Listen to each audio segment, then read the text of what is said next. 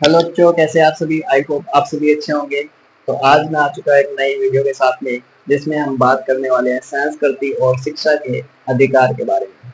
हमने अभी तक 4 मौलिक अधिकारों के बारे में जान लिया है। आज हम 5वें मौलिक अधिकार के बारे में जानकारी हासिल करेंगे। तो चलिए अपने टॉपिक को शुरू करते हैं। टॉपिक का नाम है संस्कृति व शिक्षा का मौलिक या फिर मूल अधिकार। ठीक है, अनुच्छेद की बात करें तो अनुच्छेद 29 और 30, इसमें दो आपको अधिकार दिए हैं जो कि दो अनुच्छेदों में विभाजित है। तो चलिए पहला पर अनुच्छेद लेते हैं अपना, जिसके अंदर है अल्पसंख्यकों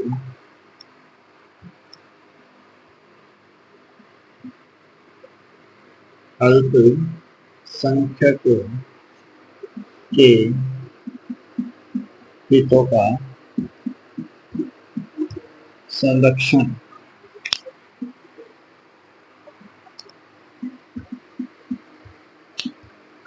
ठीक है, जो कि है आपके आर्टिकल यानी अनुच्छेद 29। देखिए इसमें क्या कहा गया है। इसमें कहा गया है 3-4 बातें इसमें ध्यान रखने वाली है। पहली चीज तो ये है कि भारत में रहने वाले किसी भी नागरिक, चाहे वो किसी भी समुदाय से हो, और उस समुदाय की चाहे भाषा या बोली या फिर संस्कृति, ठीक है, वो चाहे अलग हो। ठीक है, भारत में रहने वाला है कोई भी नागरिक, चाहे वो किसी भी समुदाय से आता हो, और उस समुदाय की चाहे भाषा हो, चाहे बोली हो, चाहे संस्कृति हो, ये तीनों चाहे अलग हो, तो उसको संरक्षण का अधिकार दिया गया है। वो अपनी भाषा, बोली और संस्कृति की क्या कर सकता है, रक्षा कर सकता है, उसका प्रचार प्रसार कर सकता है। ठीक है, एक चीज तो ये हो गई। दूसरी ये चीज है कि भारत में रहने वाले नागरिक, ठीक है, भारत में रहने वाले नागरिक को एक तो जाति, दूसरा धर्म, और तीसरा है उसकी भाषा। ठीक है, जाति, धर्म और भाषा के आधार पर किसी भी शिक्षण संस्थान में, किसी भी शिक्षण संस्थान में उसको प्रवेश से वर्जित नहीं किया जा सकता, एंट्री से रोका नहीं जा सकता। ठीक है, उसको एडमिशन से मना नहीं किया जा सकता। किस आधार पर? जाति, धर्म और भाषा के आधार पर। ठीक है, किसी भी भारत के नागरिक के हो, चाहे वो किसी भी समुदाय से, जाति, धर्म और भाषा के आधार पर किसी भी शिक्षण संस्थान में उसके साथ क्या नहीं किया जा सकता, प्रवेश से रोका नहीं जा सकता है, प्रवेश से वंचित नहीं किया जा सकता। ठीक है, और क्या है अनुच्छेद 29 में? और ये कहा गया है चाहे देश में जो भी अल्पसंख्यक है, ठीक है, अल्पसंख्यक है, वो चाहे भाषाई आधार पर हो या फिर धार्मिक आधार पर हो, यानी चाहे उनकी भाषा अलग हो, चाहे उनका धर्म अलग हो, यानी भाषाई अल्पसंख्यक और धार्मिक अल्पसंख्यक, इन दोनों के साथ क्या नहीं किया जा सकता, भेदभाव नहीं किया जा सकता। इनके अधिकारों की रक्षा ये स्वयं कर सकते हैं। इनको क्या करेगा राज्य? संरक्षण प्रदान करेगा। ये कहा गया अनुच्छेद 29 में कि भाषाई अल्पसंख्यकों और धार्मिक अल्पसंख्यकों को राज्य क्या क्या करेगा? सुरक्षा या फिर संरक्षण प्रदान करेगा। ठीक है, दूसरी चीज क्या है? दूसरी चीज ये है कि भारत में जो भी, और ये चीज सर्वोच्च न्यायालय ने कही है,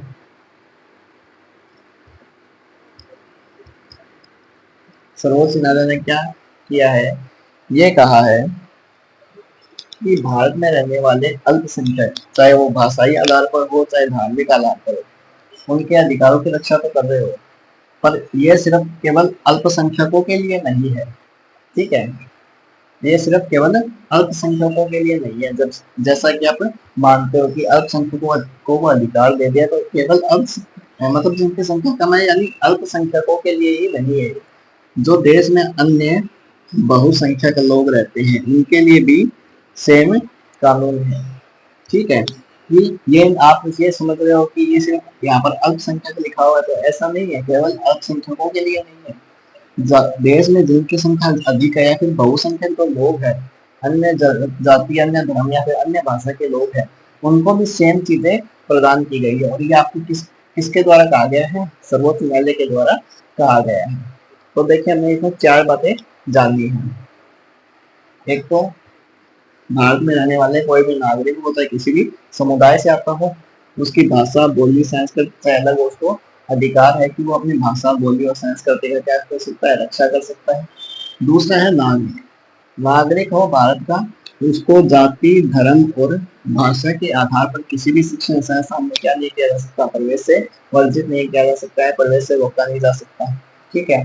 तीसरी बात करें तो अल्पसंख्यक, चाहे वो भाषाई आधार पर या फिर धार्मिक आधार पर, यानी अपन बोल सकते हैं कि भाषाई अल्पसंख्यक और धार्मिक अल्पसंख्यक है, इन दोनों को क्या किया गया है? राज्य के द्वारा या भारत सरकार के द्वारा, फिर बोल सकते हैं देश के द्वारा संरक्षण या फिर सुरक्षा प्रदान की जाती है। ठीक है। तीसरी चीज है कि सर्वोच्च न्यायालय ने एक चीज कही है कि जो अधिकार केवल अल्पसंख्यकों के लिए, ऐसा नहीं है कि केवल अल्पसंख्यकों को दिए गए हैं, बहुसंख्यक जो अन्य भारत में रहने वाले बहुसंख्यक है, उनको भी सेम अधिकार प्रदान किए गए। ठीक है। और चीज है, आप अपनी भाषा की रक्षा या फिर भाषा को संरक्षण प्रदान कर सकते हो। ठीक है, भाषा की रक्षा कर सकते हो, फिर भाषा के संरक्षण के लिए क्या कर सकते हो? आंदोलन कर सकते हो। आंदोलन कर सकते हो केवल शांतिपूर्ण। ठीक है, आंदोलन कर सकते हो शांतिपूर्ण तरीके से, भाषण दे सकते हो, परंतु वो किसी भी भारत के किसी भी तरफ मतलब भारतीय सरकार को या फिर कानून को किसी भी प्रकार की उससे क्या नहीं होनी चाहिए? क्षति नहीं होनी चाहिए। ठीक है। तो ये था आपका आर्टिकल 29, जिसमें आपके अल्पसंख्यकों के हितों का संरक्षण दिया गया है, जिसमें शिक्षा और संस्कृति को मेन चीज बताया गया है। ठीक है, अब अपन इसको थोड़ा सा विस्तार से लिख लेते हैं।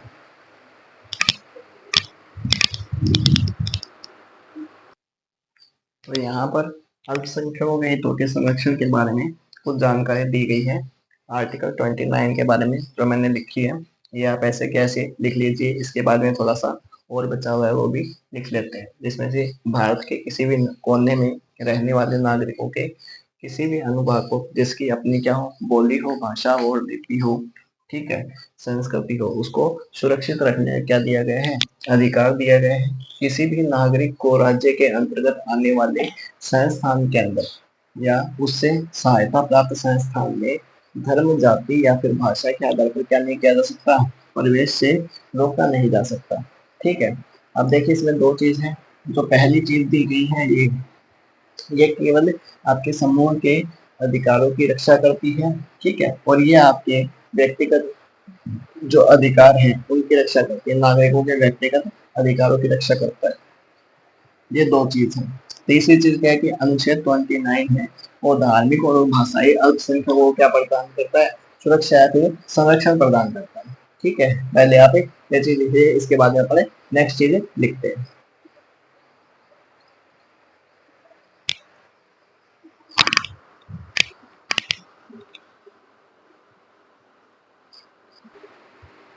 तो देखिए, इसके बाद में अगली चीज है कि उच्चतम न्यायालय या फिर सर्वोच्च न्यायालय है, उसने एक व्यवस्था दी है कि आर्टिकल 29 में केवल अल्पसंख्यकों के जो मामले हैं उनके लिए ही नहीं है। यानी आर्टिकल 29 में जो व्यवस्थाएं दी गई है वो केवल अल्पसंख्यकों के लिए ही नहीं है, जैसा कि लोग सामान्यतः फिर नॉर्मली समझते हैं। क्योंकि नागरिकों के अनुभाग की बात हुई है इस अनुच्छेद में, तो नागरिकों के अनुभाग का अभिप्राय है कि अल्पसंख्यक और बहुसंख्यक दोनों के लिए ये क्या की गई है? व्यवस्था है। ठीक है। यहाँ पर नागरिकों का जो अनुभाग है, इस शब्द का जो अभिप्राय है वो क्या है कि अल्पसंख्यक और बहुसंख्यक, इसमें दोनों वर्ग शामिल होते हैं। ठीक है। फिर और है कि उच्चतम न्यायालय ने व्यवस्था क्या की है? एक व्यवस्था और की है कि भाषा की रक्षा के लिए आप भाषा के संरक्षण हेतु क्या कर सकते हैं? आंदोलन कर सकते हैं। यानी अपने भाषा को बचाने के लिए, फिर भाषा का संरक्षण करने के लिए आप क्या कर सकते हैं? आंदोलन कर सकते हैं। ये आपको आर्टिकल 29 आजादी देता है। ठीक है, पर जो आंदोलन वो शांतिपूर्ण तरीके से होना चाहिए और ऐसे उसमें कोई भाषण या फिर ऐसे कोई भी विचार व्यक्त नहीं किए जाएंगे जो कि देश के हित के खिलाफ हो। ठीक है, तो ये चीजें किसने आपके आर्टिकल 29 में दी गई है। तो ये आप पहले लिख लीजिए, उसके बाद में अपने नेक्स्ट आर्टिकल पे चलते हैं।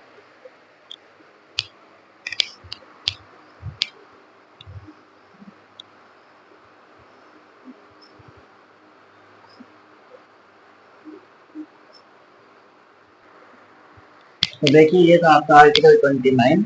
अब बात कर लेते हैं आर्टिकल 30। ठीक है, आर्टिकल 30 में आपको क्या दिया गया है या फिर क्या कहा गया है, क्या आपको अधिकार मिलते हैं आर्टिकल 30 के अंदर।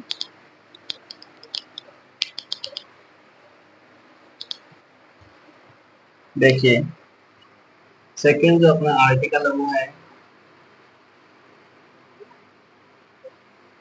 शिक्षा संस्थानों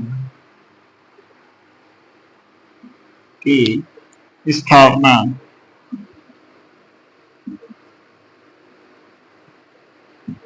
और प्रशासन करने का अल्पसंख्यक वर्गों का अधिकार। ये है आपका आर्टिकल 30। ठीक है, आर्टिकल 30 में क्या कहा गया आप देखिए ये चीज। तो इसमें आपको 2 से 3 बातें याद रखनी है। पहली चीज तो ये है कि राज्य है वो आपको सहायता प्रदान कर सकता है, किसके लिए, शिक्षा संस्थान खोलने के लिए। तो ये चीज तो ध्यान रखनी है। तो ये केवल सिर्फ अल्पसंख्यकों के लिए ही नहीं है कि आपको राज्य प्रदान करेगा क्या मान्यता है फिर सहायता, ये आपको अन्य जो लोग हैं या फिर अन्य जो वर्ग है समुदाय है उनके लिए भी सेम चीजें अप्लाई होती है। अब देखिए बात करते हैं इसकी। तो देखिए क्या है कि अल्पसंख्यक जो वर्ग है वो अपनी मन पसंद से क्या कर सकता है, शिक्षा संस्थान खोल सकता है। क्या खोल सकता है, शिक्षा संस्थान, अपनी मन पसंद की शिक्षा संस्थान। अब आप बोलो कि शिक्षा संस्थान तो नॉर्मल स्कूल होते हैं, तो स्कूल भी तो कई प्रकार की होती हैं। कोई डांस क्लासेस हो गई या फिर डांसिंग स्कूल हो गई, ठीक है, कोई प्लेइंग स्कूल हो गई। ठीक है, अलग अलग जो संस्थान होते हैं। तो कोई भी जो अल्पसंख्यक वर्ग है वो अपनी रुचि के अनुसार क्या कर सकता है, शिक्षा संस्थानों का स्थापना कर सकता है और उसका प्रशासन चला सकता है। प्रशासन से कि आप उसके लिए स्टाफ है वो अपनी पसंद से रख सकते हो, अपनी मर्जी से रख सकते हो, जो भी करना तो आप कर सकते हो।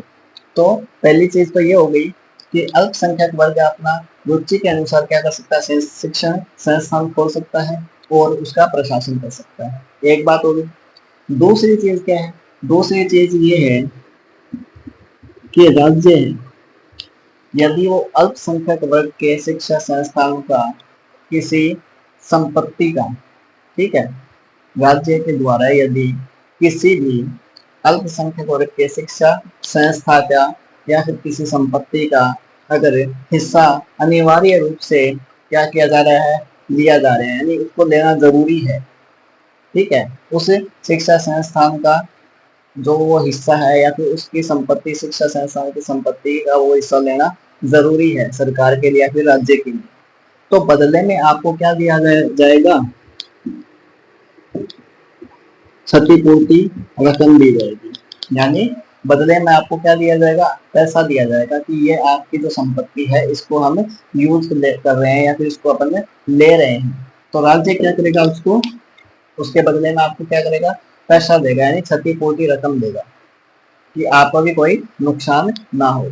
और ये अधिकार क्या देता है आपको, संविधान देता है कि राज्य है यदि वो आपके अल्पसंख्यक वर्गों के शिक्षा संस्थान पर किसी संपत्ति को अनिवार्य रूप से अर्जित कर रहा है, अनिवार्य रूप से ले रहा है, तो बदले में आपको क्षतिपूर्ति रकम है उसके उससे वंचित तो नहीं रखा जा सकता। ठीक है। दूसरी चीज क्या है कि राज्य के द्वारा यदि अल्पसंख्यक वर्गों के किसी भी शिक्षा संस्थान के किसी संपत्ति का अनिवार्य रूप से अर्जन या फिर अनिवार्य रूप से उसको अर्जित कर रहा है, तो बदले में आपको क्या दी जाएगी, क्षतिपूर्ति रकम दी जाएगी। क्षतिपूर्ति रकम से आपको क्या नहीं किया जा सकता, वंचित नहीं किया जा सकता। और यही आप और जो ये आपका अधिकार है, इसी में आपके संपत्ति के मौलिक अधिकार का क्या किया था,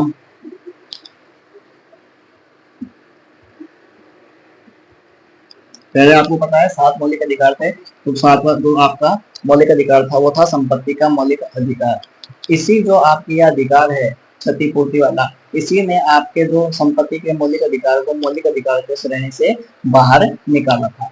क्योंकि यदि आप समझिए कि राज्य है वो अर्जेंट में आपकी संपत्ति ले रहा है, ठीक है, तो और अगर आप नहीं देना चाहे तो वहां पर आपका संपत्ति का मौलिक अधिकार काम करेगा कि भाई मेरी संपत्ति है, मत दो। ठीक है। यह चीजें ना हो, इसके लिए क्या होना चाहिए, इसके लिए आपका यह अधिकार है वो काम करेगा किसके किसके जरिए, संविधान के जरिए आपका ये अधिकार है वो काम कर देगा। पर आपका जो संपत्ति का मौलिक अधिकार है वहां पर क्या होगा, अड़चन पैदा करेगा, बीच में अड़ेगा। तो सरकार के द्वारा फिर संशोधन के द्वारा, कौन सा संशोधन, 44वें संविधान संशोधन 1978 के द्वारा क्या किया गया, इस अधिकार को मौलिक अधिकारों की श्रेणी से बाहर निकाल दिया गया कि भैया आपको संपत्ति का मौलिक अधिकार अब नहीं है, ये आपका अब कानूनी अधिकार है। राज्य है या सरकार है वो आपकी संपत्ति का अगर यूज कर रही है तो बदले में आपको ऋण देगी या फिर क्षतिपूर्ति रकम देगी। ठीक है, तो फिर इसीलिए इसको संपत्ति के मौलिक अधिकारों की श्रेणी से बाहर निकाल दिया गया। और बात क्या तो किस संविधान संशोधन की है, तो 44वें संविधान संशोधन के द्वारा 1978 में इस संविधान संशोधन करके संपत्ति का जो मौलिक अधिकार है उसको मौलिक अधिकारों की श्रेणी से निकाल कर क्या कर दिया गया, एक कानूनी अधिकार बना दिए गया, जो कि आपके आर्टिकल है 300 यानी 300 में आपके आर्टिकल में क्या किया, एक कानूनी अधिकार के रूप में संपत्ति के अधिकार को जोड़ दिया गया और मौलिक अधिकारों की श्रेणी से हटा दिया गया। तो मेन बात इसमें ये आपको याद रखनी है कि राज्य है वो अल्पसंख्यक वर्ग के किसी भी शिक्षा संस्थान के किसी संपत्ति को अगर अनिवार्य रूप से यानी अर्जेंट में उसको ले रहा आपसे, तो बदले में आपको क्षतिपूर्ति रकम देगा। ठीक है, क्षतिपूर्ति रकम देगा और आपको यदि वो नहीं दे रहा तो आपको उसके खिलाफ क्या कर सकते हो, कोर्ट में केस कर सकते हो। क्योंकि ये राज्य को ये आपको अधिकार दिया गया है कि अगर राज्य आपकी संपत्ति का क्या कर रहा है, उपयोग कर रहा है, तो बदले में आपको कुछ ना कुछ मुआवजा या फिर रकम दी जाएगी, उसके बदले में आपको उससे वंचित नहीं किया जा सकता। दूसरी चीज हो गई।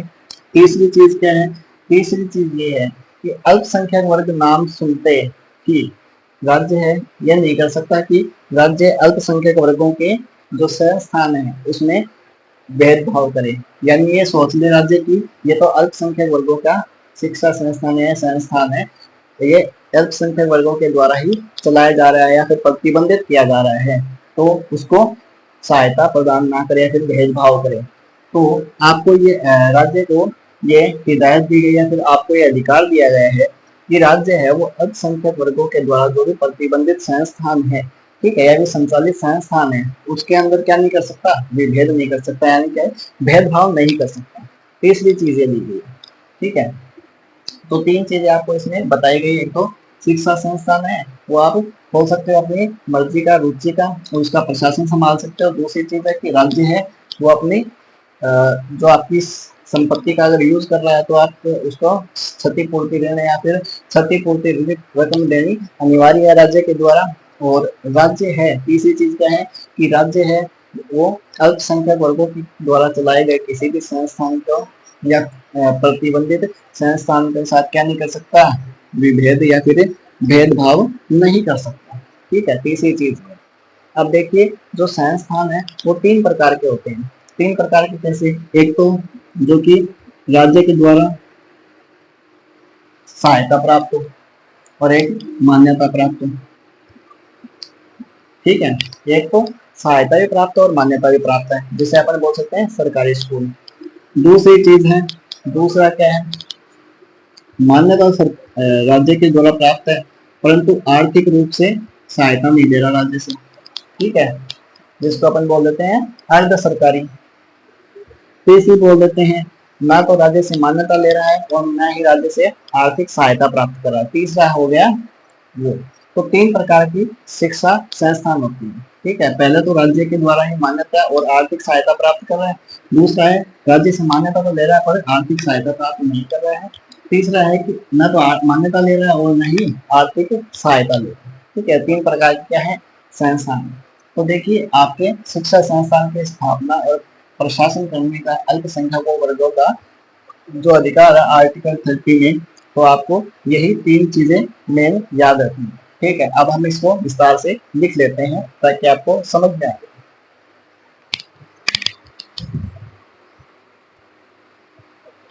पहले तो आप ये थोड़ी जानकारी लिख दीजिए कि सभी अल्पसंख्यक वर्गों को अपनी रुचि के अनुसार क्या करना है, शिक्षा संस्थानों की स्थापना और प्रशासन का अधिकार हो सकता है। ठीक है, स्थापना और प्रशासन का अधिकार होगा, पहली चीज तो ये है। दूसरी चीज क्या है कि राज्य के द्वारा अल्पसंख्यक वर्ग शिक्षा संस्थानों की किसी संपत्ति का अगर यूज किया जा रहा है अनिवार्य अर्जन के लिए क्या किया जाता है, निर्धारित क्षतिपूर्ति रकम से उनके लिए जो गारंटी अधिकार निर्बंधित है, यानी जो गारंटी अधिकार बनाए गए हैं उनका निर्बंधन या फिर उसको वंचित नहीं रखा जा सकता। यह उत्पन्न क्या किया है 1978 में 44वें संविधान संशोधन अधिनियम के द्वारा जोड़ा गया और इस अधिनियम ने ही क्या किया, संपत्ति के मौलिक अधिकार को मूल अधिकार को स्वयं से बाहर किया। ठीक है, आप पहले ये जानकारी लिख लीजिए, इसके बारे में थोड़ा सा और है वो आपको और लिखा देता हूँ।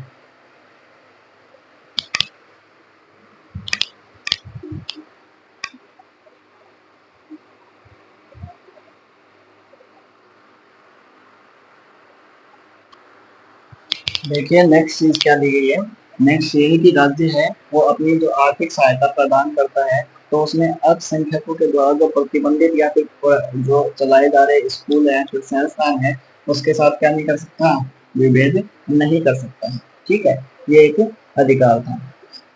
फिर देखिए मैंने बताया था कि जो संस्थान में तीन प्रकार की होती है, एक तो कौन सी कि राज्य द्वारा आर्थिक सहायता यानी जिसको आर्थिक सहायता भी प्राप्त हो मान्यता भी प्राप्त है।